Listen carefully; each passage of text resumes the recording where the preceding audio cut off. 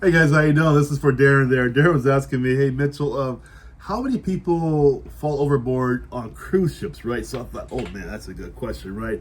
And by the way, Darren, sorry for the late response. I know it was like 2 months ago, but I'm really behind on my videos right now, so I'm doing the best I can for requests. So anyway, between 2000 and 2023, about 300 people have fallen overboard on cruise ships. About 300 people, right? So that's a lot, I know, right? But if you look at the average, okay, even one person is too much, right? We know that already, but the average is every 1.3 million people, one person falls overboard. That's pretty good safety record, if you think about it, right? In the bigger picture. Of course, one's enough, obviously, right? But overall, that's pretty good, And so then Darren said to me, he said, what do they do when someone does fall overboard? Great question, right? So let's get right down into it, okay? Falls overboard, the man overboard alert goes on, right? It's alarm, very loud, you can't miss it. And this alerts the entire crew and they jump into what they call active emergency protocols.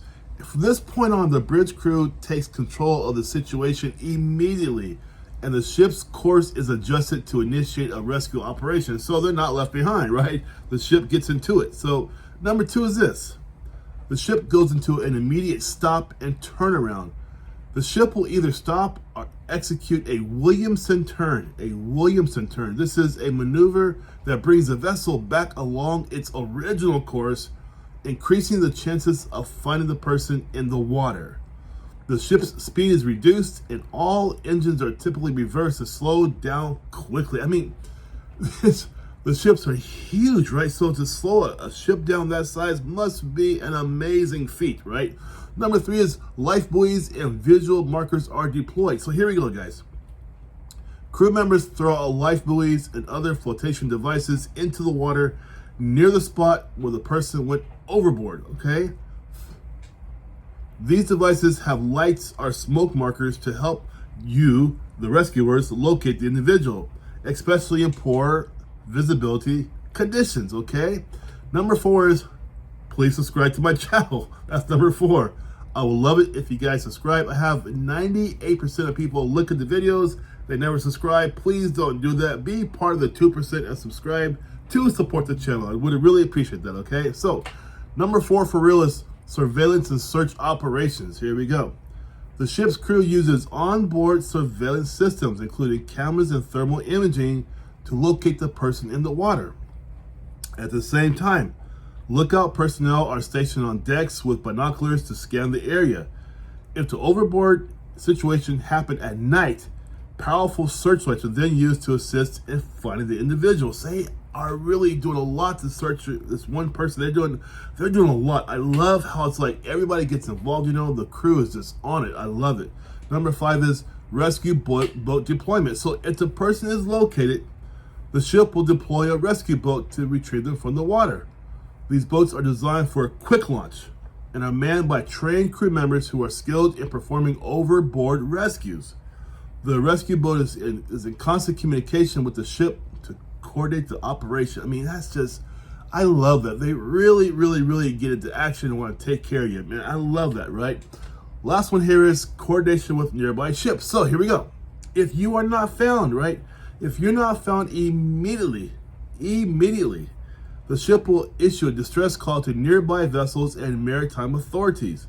This call prompts a wider search and other ships get involved to include the Coast Guard and helicopters. Also, the ship may also deploy additional ships, search patterns, and other vessels to help out with the search. So here we go. I mean, this is really amazing if you think about how much they prepare themselves to help us out if we fall overboard. It's really an awesome thing to learn about. And so, Darren, I hope that helps you out, because I think it's really cool to learn this much about these ships and what they do to save a human life. I love it.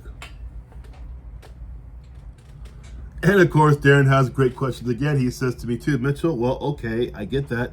Thank you for that. But he says, how many people are saved, or what is the survival rate for people who have fallen overboard?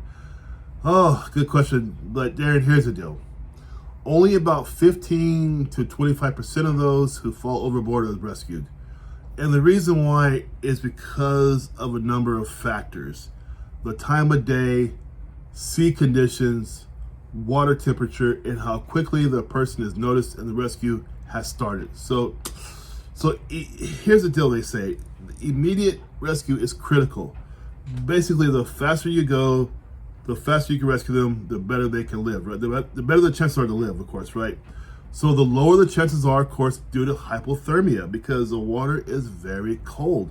And not everybody can swim either, right? So some drown and some are injured on the way down, when they hit the water. So there are a lot of things there that can really hurt a person's ability to survive such a situation. So 1/4 is only one of every 4 people who do fall overboard are rescued. The other 3/4, they're not.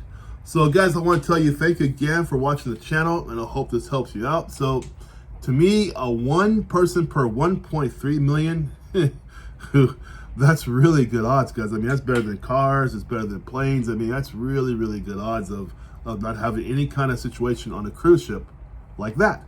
All right, you guys, you take care. Have a good day. Bye-bye.